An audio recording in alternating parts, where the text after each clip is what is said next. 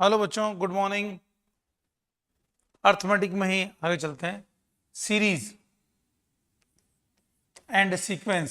Series श्रेणी बोलते हैं बेटा, इसको श्रेणी, है ना। देखिए, एक होती है एपी, दूसरा होता है जीपी, तीसरा होता है एचपी। एपी समांतर श्रेणी, अर्थमेटिक प्रोग्रेशन, गुणोत्तर श्रेणी, और ये हरात्मक श्रेणी। तीन आ गए, अर्थमेटिक, दूसरा कौन सा ज्योमेट्रिक, और तीसरा हरात्मक श्रेणी। पहचान है इनकी, किस तरह से अपन पहचानेंगे कौन सी श्रेणी किस तरह से है, तो एक एक करके बात करते हैं। सबसे पहले एपी की बात करते हैं अपन, है ना। इसको कहते हैं अर्थमेटिक प्रोग्रेशन। थोड़े आपको इंग्लिश के वर्ड पता होना चाहिए, मेडिकल कॉलेज में तो आप सिर्फ इंग्लिश ही बोलोगे ना भाई, तो इसलिए आपको थोड़ा आइडिया होना चाहिए, और अपन लिख रहे हैं बीच बीच में लिखते रहेंगे।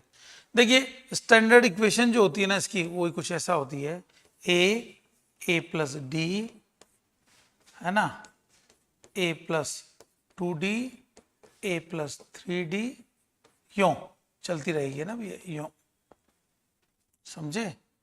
तो इसका मतलब क्या हुआ, स्टैंडर्ड इक्वेशन ये हुई। तो देखिए, पहली, दूसरी, तीसरी, चौथी, चौथी जब है तो 3 है, तीसरी है तो 2 है। ये लास्ट में लिखते हैं ए प्लस एनवी टर्म, n-1 इंटू डी, ये रहा। यहां ए क्या है, प्रथम पद, फर्स्ट टर्म। डी क्या है, सार्व अंतर। सार्व का मतलब होता है सबके बीच, मतलब अब सार्व अंतर का मतलब सेकंड टर्म माइनस सार्व, common common difference, difference second term minus first term, second term minus first is equal to third term minus second term is equal to fourth term minus third term. क्या समझ रहे हैं मेरी बात, ऐसे चलता रहेगा। अगर इस तरह की हो ना बेटा, तो ये क्या होती है, एपी, इसको एपी कहते हैं, समांतर श्रेणी। आपको काम आएगी, कैसे काम आएगी आपको बताएंगे कि क्वेश्चन इलेक्ट्रोस्टैटिक का बन रहा है, लेकिन जाके इसमें आपको इस तरह से सॉल्व करना पड़ेगा। अब इसमें देखिए ना, एनवा पद अपन ने निकाला, वो ये टी एन, ये है ना। आइए बात करते हैं आगे। अगर एपी का एनवा पद अगर बात करता हूं, जिसको टी एन लिख रहा हूं, तो आप कहोगे sir A plus N minus 1 into D, ये फॉर्मूला आपको याद रखना है भैया, पहला पॉइंट, टी एन। अगर मैं कहता हूं कि इसके एपी के, इसके भैया, इसका मतलब एपी के प्रथम एन पदों का योग, प्रथम एन पदों का योग की बात करता हूं, तो आप कहोगे सर हाँ, योग के लिए टर्म होता है, जैसे T term, N term, S N sum of N term, क्या लिखूंगा भाई इसको, n/2, है ना। ए प्लस टी एन होता है, टी एन कह दो, या एन पदों की श्रेणी में अंतिम टर्म एल भी कहते हैं कई बार, एल। तो ये टी एन हुआ, यानी n/2 A plus N minus 1 into D, ये रहा भैया, ये एस एन हुआ, ये एस एन हुआ, n/2 2a plus N minus 1 into D. आपको मालूम है डी क्या है, कॉमन डिफरेंस। ये आपका फॉर्मूला आपको याद रखना है, ये वाला फॉर्मूला आपको याद रखना है, जो मैं ब्रैकेट में बनाता हूं ना, वो फॉर्मूले आपको याद रखने हैं, समझे। तो इस तरीके से अपन ये निकालेंगे एस एन और ये, ठीक है। बताइए, कोई डाउट तो आप पूछ सकते हैं बेटा प्लीज, ठीक है। नोट कीजिए, जल्दी से नोट कीजिए। अमित आप नोट करो, कोई डाउट हो बोलो, बात आपस में बात मत करो। हाँ ठीक है, सही लिख रहे हो, चलिए ठीक है बेटा।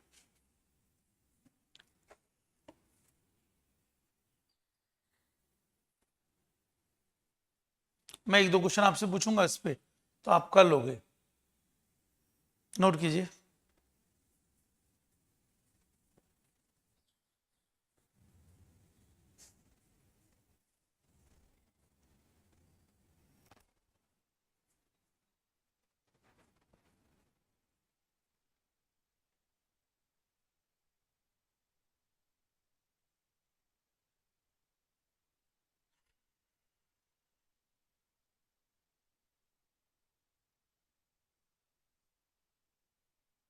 चले आगे। देखिए अब आपसे पूछता हूं श्रेणी 1 3 5 7 dash dash dash dash dash का 8वां पद तथा प्रथम 8 पदों का योग ज्ञात करें। प्रथम 8 पदों का योग ज्ञात करें। ये दो बातें आइए ना, तो अब जरा बताएं कैसे करेंगे। श्रेणी हो गई आपके पास, ठीक है।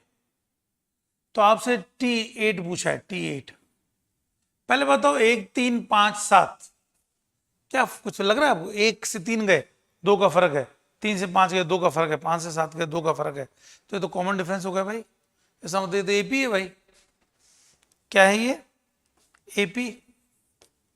तो 1 3 5 7 5वीं टर्म, 6वीं टर्म, 7वीं टर्म, 8वीं टर्म, ये रही। यह एपी है जिसका प्रथम पद बराबर 1 सार्वंतर बराबर 2 है, जिसको अपन डी बोलते हैं। डी प्रथम पद का मतलब ए राइट। अब आपको एन क्या है? T8 चाहिए ना। T8 बराबर ए प्लस, हाँ 8n-1 इंटू डी। नहीं, ए क्या है भैया? 1 प्लस ये कितना हुआ? 7 इंटू डी कितना हुआ? 2। नहीं, 7 दूनी 14 और 1 15 हो गया भैया। तो इसका मतलब 8वां टर्म 15 होना चाहिए। चेक करो यार, आपको इससे मालूम पड़ जाएगा। 1 3 5 7 या 9 आना चाहिए, 9। फिर या 11 13 15, सही तो है, 15 तो आ रहा है, सही है बिल्कुल। और प्रथम 8 पदों का योग चाहिए मुझे, तो क्या लिखूं? प्रथम 8 पदों का योग अगर चाहिए मुझे तो क्या करूं? S8। आपको S8 चाहिए भाई, S8। तो आपने कहा था sir n/2 a plus T8 लिख दो। Tn था अपने पास, ये था ना भैया। अब ये S8 बराबर 8/2 फर्स्ट टर्म 1 और 8वां टर्म, कौन सा 8वां?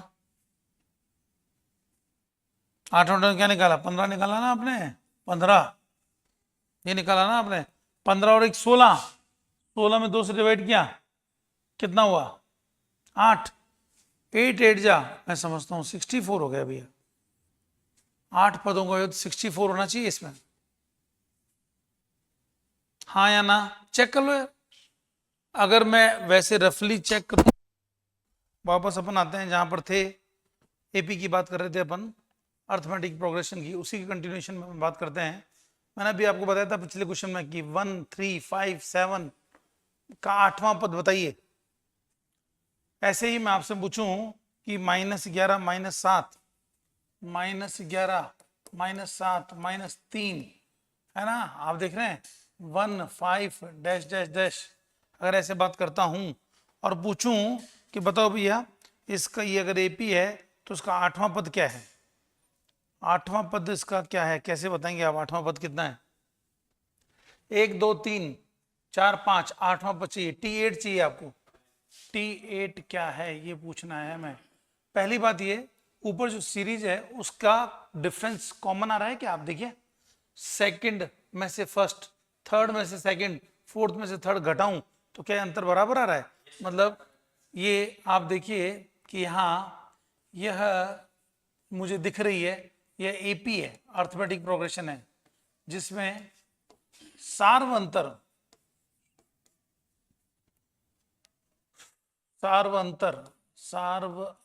जिसको अपन डी बोलते हैं बच्चों, डी बराबर -7 में से -11 कर रहा हूं, तो ये -7 + 11 यानी 4 आ गया।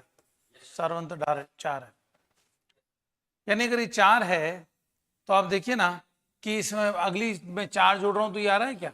इसमें 4 जोड़ो तो ये आ रहा है क्या? इसमें 4 जोड़ो तो ये आ रहा है क्या? आ रहा है। इसका मतलब ये एपी है। अतः यह एपी है। तो एपी में डी ये हो गया और ए यानी प्रथम पद -11 हो गया।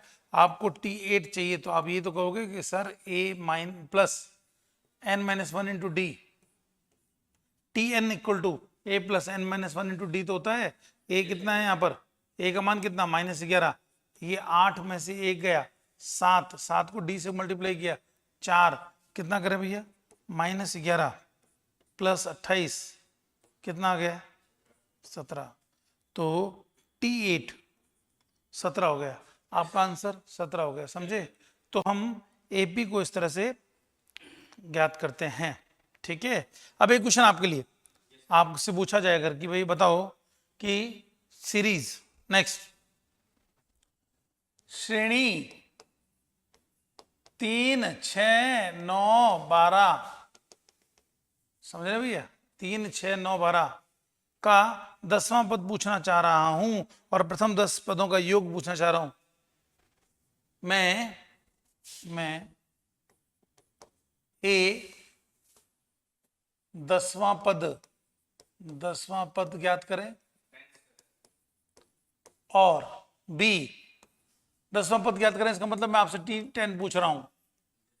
डी बी प्रथम 10 पदों का योग, प्रथम 10 पदों का योग ज्ञात करें। ये दो बातें, यानी S10 क्या है ये मैं आपसे पूछना चाह रहा हूं, ठीक है। अब बताइए मैं T10 लिखूं तो आप ये तो लिखोगे a plus n-1 into D, यानी 3 प्लस 10 में से 1 गया 9 इंटू डी कितना हुआ 3, यानी 3 प्लस 9 इंटू 3 27, इसका मतलब 30 हो गया ना। ये T10 तो 30 हुआ ना भाई, पक्का। आप देखिए 3, 6, 9, 12, 15, 18 करते करते 10वां, अरे ये तो 3 की टेबल हो गई ना, 30 ही तो आएगा। अब बात है S10 की, तो S10 में आपको बताया था S निकालने के लिए क्या करेंगे, n/2 है ना, 2a plus n-1 into D, याद है आपको। अगर Sn करते हैं ना अपन Sn तो ये होता है Sn is equal to this. अब आपको S10 चाहिए ना, S10 तो n की जगह 10 रखो, 2 इंटू a कितना है 3 प्लस 10 में से 1 गया 9 इंटू डी कितना है 3, कितना आ गया आंसर बताइए जरा। बाहर 5 हो गया, 5 अंदर हो गया 6 प्लस 9 30 27 33, 33 इंटू 5 क्या 165 आ रहा है। चेक कीजिए क्या आपका भी ये आंसर आ रहा है। तो इसका मतलब हम इस तरह एपी के क्वेश्चन कर सकते हैं। मैं समझता हूं ये आपको क्लियर होगा, राइट। अब आइए, अगर एपी ये है तो हम कहते हैं एक चीज कि अर्थमेटिक जिसकी बात कर रहे हैं, यानी समांतर माध्य की बात कर रहे हैं। यदि ए बी सी समांतर श्रेणी के पद हैं तो बताओ भैया क्या लिखूंगा। तो अगर ये ऐसा है, समांतर श्रेणी का मतलब ये होता है कि सार्वंतर हो। क्यों भैया, समझ रहे हो आप, बी माइनस ए सेकेंड पद माइनस प्रथम पद equal to C minus B, third में से सेकंड घटाया, ये आना चाहिए, ये पहचान है इसकी। अब आप बताइए ना जरा कि इसको करूं तो 2b is equal to A plus C हुआ, b का मान c plus A plus C by 2 हुआ या नहीं हुआ। ये b क्या है, b क्या है, हाँ मिडिल टर्म यानी समांतर माध्य। तो जब कभी भी 3 राशियां दे रखी हो समांतर माध्य में, समांतर श्रेणी में, तो बीच वाला जो होता है प्रथम व तृतीय का माध्य होता है। इसका मतलब a प्लस सी बाई 2, आपको ये याद रखना है, ठीक है। आगे आते हैं अपन गुणोत्तर श्रेणी में। नेक्स्ट आते हैं गुणोत्तर श्रेणी, ज्योमेट्रिक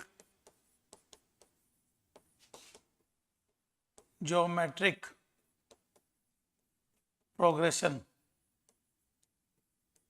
ये होता है गुणोत्तर श्रेणी। देखिएगा जरा, देखिए इसका स्टैंडर्ड रूप, स्टैंडर्ड फॉर्म जो होता है वो ये होता है A R square A R cube, मतलब चौथा टर्म में तो 3, तीसरा टर्म में तो 2, करते करते एनवा पद है ना ए आर एन माइनस 1, ये होता है भैया, जहां ए जो है ए प्रथम पद है, फर्स्ट टर्म है ना भैया, और आर सार्व अनुपात है, आर क्या है सार अनुपात, सार अनुपात का मतलब क्या होता है भैया, तो ये second term upon first, second term upon first term, या फिर third term upon second term, समझ रहे हो, ये हुआ। देखिए ना आप सेकंड में फर्स्ट से डिवाइड करेंगे तो क्या आएगा, आर ही तो आएगा, थर्ड में सेकंड से डिवाइड करेंगे आर ही तो आएगा, तो इसका मतलब ये आर ये होता है। इस तरह की अगर होती है ना तो उसको अपन ज्योमेट्रिक गुणोत्तर श्रेणी कहते हैं। अब इस गुणोत्तर श्रेणी में आपको दो चीजें निकालनी होती है, क्या, एक तो गुणोत्तर श्रेणी में एनवा पद में एनवा पद, समझे भाई, इसका मतलब क्या होता है, T N A R N minus 1, श्रेणी कहते हैं, श्रेणी, श्रेणी, हाँ हाँ हाँ बिल्कुल, है ना, श्रेणी अलग होता है, श्रेणी होता है, इसको हम कहते हैं, है ना, प्रोग्रेशन, हाँ है ना। अब देखिए, अब T N equal to A R N minus 1 हुआ एन पद, और एस एन प्रथम एन पदों का योग अगर मैं कहूंगा ना भाई, तो वो होगा एस एन, एस एन क्या होगा, एस एन की वैल्यू हम निकालेंगे, कि मतलब फर्स्ट एन पदों का योग जो है वो क्या है, तो वो A R is to power N minus 1 upon R minus 1, ये हुआ आपके प्रथम पदों का योग, एन पदों का योग।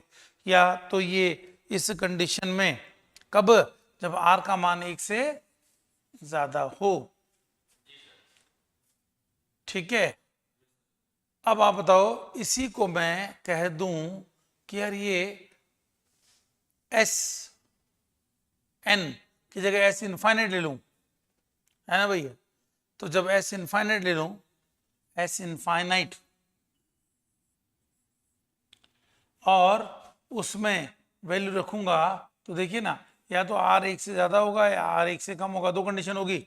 अगर आर 1 से कम हो, 1 से कम हो, तो देखिए ना अब क्या आएगा उस कंडीशन में, आर 1 से कम हो तो क्या आएगा बच्चों, और इनफाइनाइट पद हैं तो गौर कीजिए, एस इनफाइनाइट में पहले ये लिखता हूं, ए आर इनफाइनाइट, और वो 1 से कम है, तो भैया आर की वैल्यू 1 से कम होगी ना, तो ये लगभग 0 आ जाएगा, -1 अपॉन, यहां पर माइनस बाहर ले लूं, 1 माइनस आर कर दूं, यानी आप देखिए ऊपर माइनस नीचे minus, A upon 1 minus R आ गया।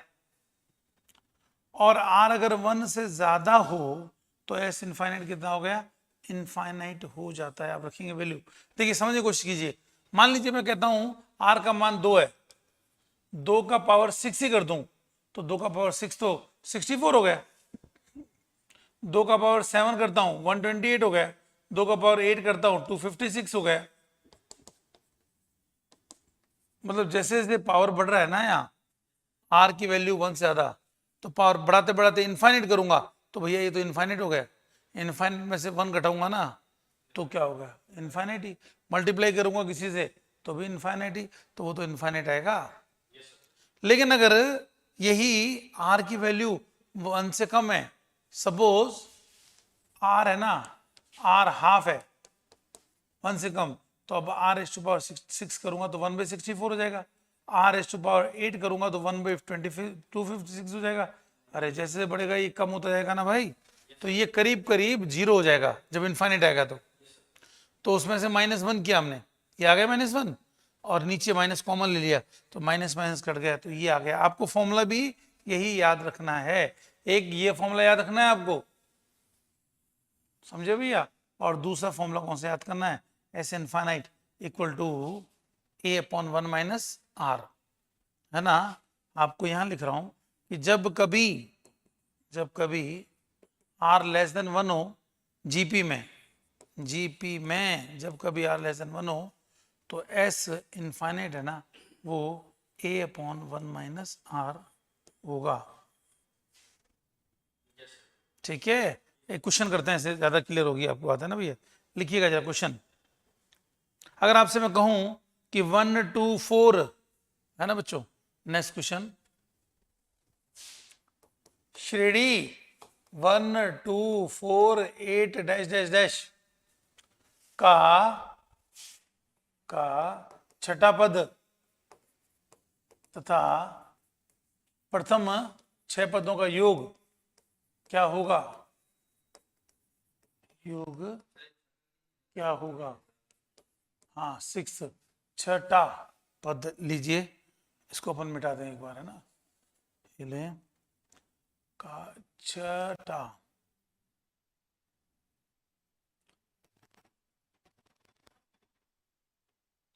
पद तथा प्रथम 6 पदों का योग क्या होगा? आपको चाहिए T6, आपको चाहिए S6, समझ रहे हैं? T6 छठा पद कैसे निकालेंगे? छठा पद आप 1 2 4 8 जा रहा है, देखिए क्या लग रहा है आपको? लग रहा है कुछ कि ये एपी है क्या? बताइए एपी है क्या? ये एपी कैसे हुई?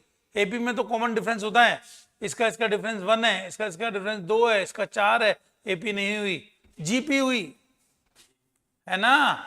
यह जीपी है जहां आर बराबर 2/1 4/2 8/4, आर का मान 2 आ रहा भी है। दो क्रमागत नंबरों का डिवीजन ही तो आर होता है, तो आर कितना आ गया? 2। ए कितना है? 1। T 6, A R 6 minus 1 1 into R कितना है? 2 6 माइनस 1, ही तो 2 की घात 5 कितना हो गया भी? ये 32। अगर मैं कहता हूं S6 की बात कर रहा हूं मैं यहां, तो आप देखिए S6 का मतलब ये हुआ कि A r⁻6 minus 1 upon r minus 1, A 1 into R कितना है? 2 6 माइनस 1 अपॉन 2 माइनस 1 1 इंटू 2⁻6 64 होता है भैया, मैं से 1 गया 63 अपॉन 2 माइनस 1, आंसर क्या आ गया? 63। चेक करें हो रहा है क्या यार? अगर मैं यहां पर, आप देखिए ना, अगर मैं यहां पर कहूं आपको ये टर्म और ये टर्म, तो मुझे लग रहा है कि ये टर्म 8 के बाद 1 2 4 8 के बाद 16 ही तो आएगा, 16 के बाद 32 ही तो आएगा, तो छठा पद 32 सही तो है एकदम। अब उनको जोड़ो, क्या 63 आ रहे हैं? आपको जोड़िए, देखिए आप देख इस तरीके से जोड़ सकते हैं ना, वेरीफाई करने के लिए अपना फॉर्मूला सही है या नहीं है, वो आप देख सकते हैं ना। है सही है, शाबाश, पढ़ने लगे हो आप, गुड। इसका मतलब आप भी क्वेश्चन कर लेंगे, राइट?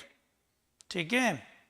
अब देखिए, अगर मैं आपको कहता कि अनंत पदों का योग ज्ञात करें, चलो सोचें, आर का मान 2 से ज्यादा, अगर मैं कहता है कि इसी क्वेश्चन में एस अनंत निकालो, क्या निकालो?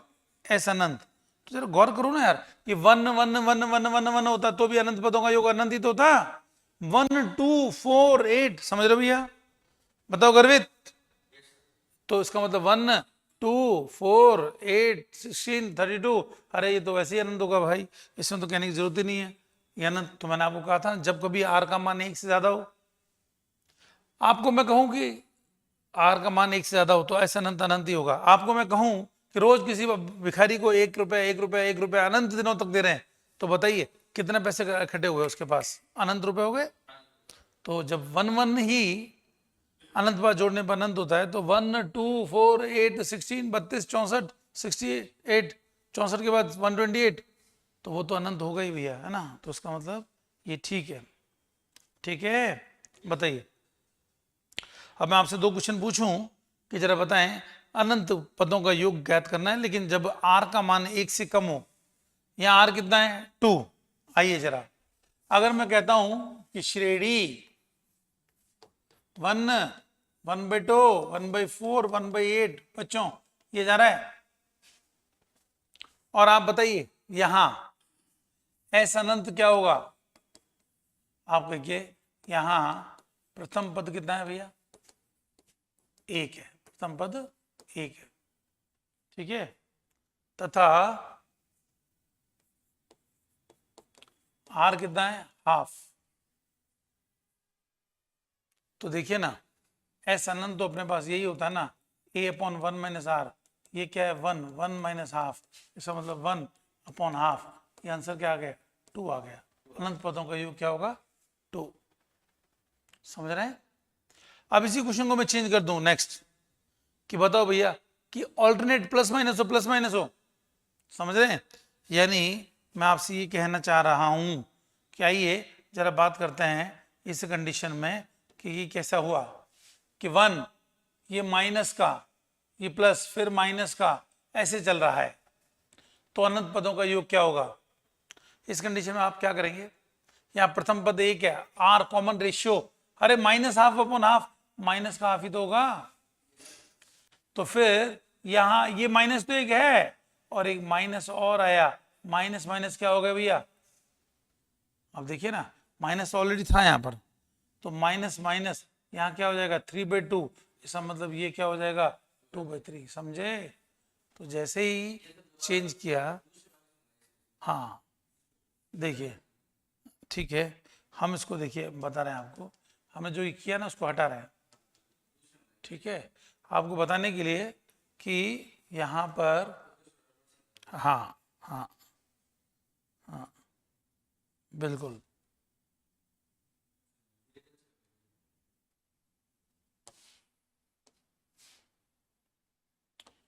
हम इस क्वेश्चन को अलग से कर देते हैं। देखिए हाफ, 1/4, 1/8, ये तो पहला क्वेश्चन था, ठीक है बच्चों। r इक्वल टू 1/2 हो गया, राइट। अब नया पेज लेते हैं हम। देखिए श्रेणी 1 minus half, 1/4 minus 1/8, 1/16 dash dash dash. अब पूछ रहा है कि ऐसा अनंत पदों का योग क्या है भैया? ऐसा अनंत क्या है? तो पहली बात तो है यह गुणोत्तर श्रेणी है। कैसी है ये? गुणोत्तर श्रेणी है, जहां a की वैल्यू कितनी है? 1, r की वैल्यू क्या है? Minus half. देखिए ना, सेकंड टर्म में फर्स्ट टर्म डिवाइड किया तो माइनस हाफ ही तो आएगा। बताइए हाँ या ना? अगर ऐसा आएगा तो ऐसे अनंत का मान है a/1 माइनस आर। ए कितना लिखूं? 1 माइनस आर कितना है? माइनस का हाफ, कितना हुआ? 1/3/2, कितना हुआ भैया? 2/3। बताइए, बोलिए हाँ है ना?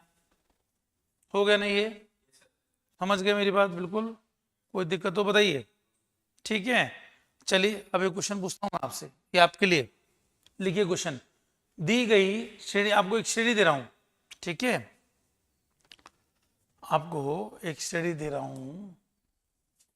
दी गई श्रेणी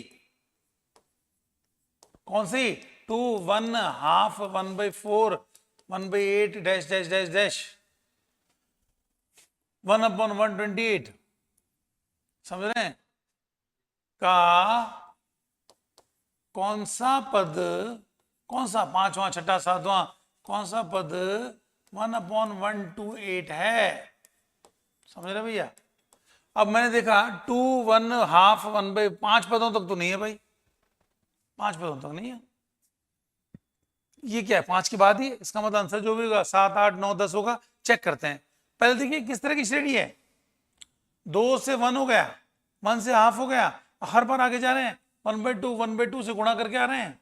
यहां r क्या हुआ भैया? 1/2, यानी हाफ अपॉन 1, यानी 1/4/हाफ। क्यों भैया? ये तो हमेशा ही हाफ आ रहा है, यहां पर हाफ आ रहा है, कॉमन रेशियो। तथा a क्या हुआ? a बराबर 2, अतः माना ये nवां पद है बच्चों, क्या लिख रहा हूं कि माना nवां पद 1/128 है, अतः Tn is equal to a r⁻n-1 होता है ना, तो 1/128 इज इक्वल टू 1, नहीं क्या है भैया 2 है, यहाँ 2 है ना, ये 1 की जगह 2 इंटू आर की वैल्यू कितनी आई 1 इंटू n-1, इसका मतलब आर कितना है आपका हाफ है, आर कितना है हाफ, तो यहां पर अपन को लिखना होगा हाफ,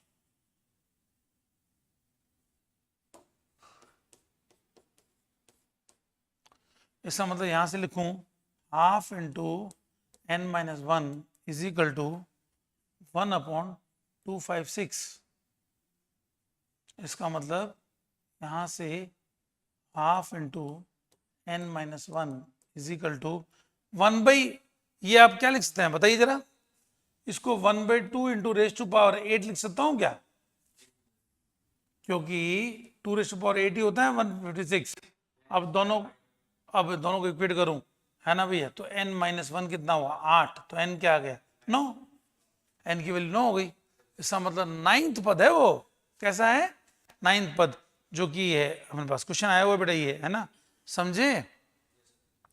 अगर मैं कहता हूं इन जनरल कि तो इस तरह से अपन nवां पद Sn अनंत पदों का योग ज्ञात करते हैं, बताइए कोई डाउट तो बताइए, क्लियर है सब, आपको क्लियर है, हाँ 1/28 लिखा मैंने, ठीक है आ गया ना 9 आ गया ना आपका भी, ठीक है बिल्कुल सही है, चलते हैं अपन आगे, देखिए अब कहा यदि ए बी सी ये गुणोत्तर श्रेणी में है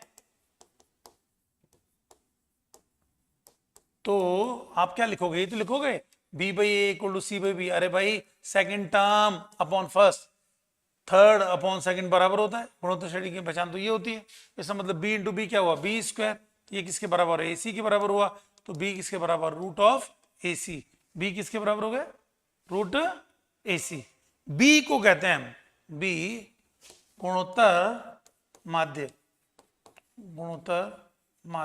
ये b हुआ, समझे, ठीक है बी का, इसका मतलब मैं आपसे अगर कहूं अब आपको, यानी पहले और तीसरे का गुणनफल और उस पर रूट ले लो तो आपको गुणोत्तर श्रेणी आ गए, बताइए क्या कह रहे हैं, बी कॉमन रेशियो, ये ज्योमेट्रिक मीन इंग्लिश में कहते हैं इसको ज्योमेट्रिक मीन, कुछ इंग्लिश के वर्ड आपको आने चाहिए, ठीक कह रहे हैं आप।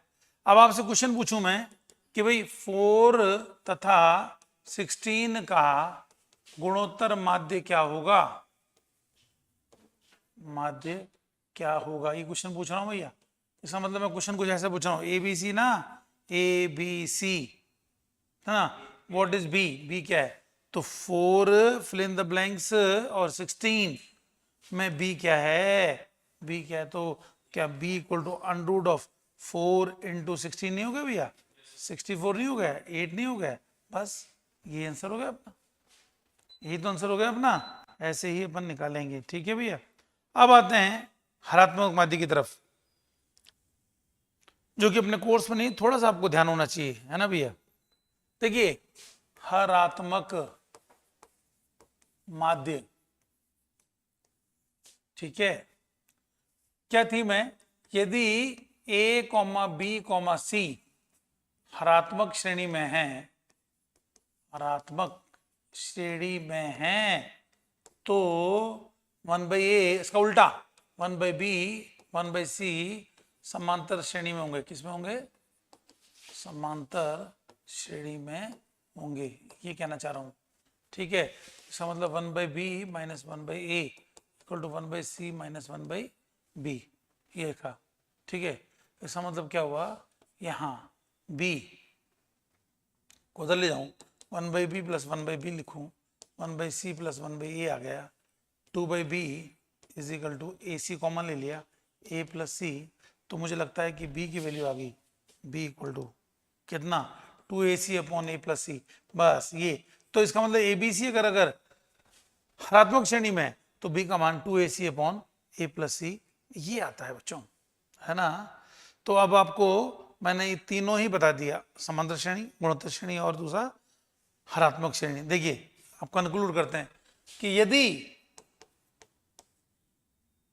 ए बी सी तीन राशियां हैं